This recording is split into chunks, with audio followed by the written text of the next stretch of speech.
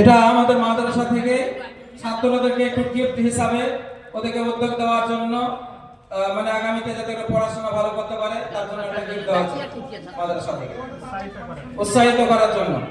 আলমাসুদ এসো।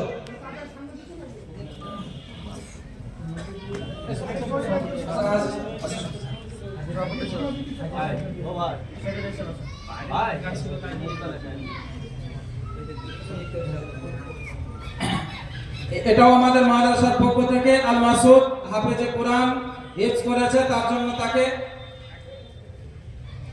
উৎসাহিত করার জন্য তাকে একটা গিফট দেওয়া হলো।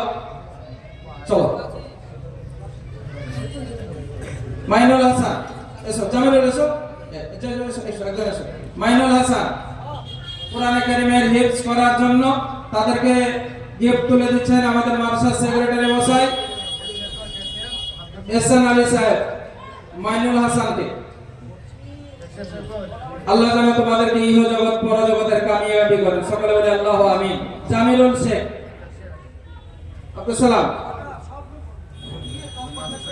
মাদ্রাসার কেসিয়া সাহেব আব্দুল সালাম সাহেব, আমাদের জামিলুল শেখ হাফিজে কোরআন তিনি তাকে গিফট প্রদান করছেন আমাদের মাদ্রাসার কোষাধ্যক্ষ জনাব কেসিয়ার আব্দুল সালাম সাহেব।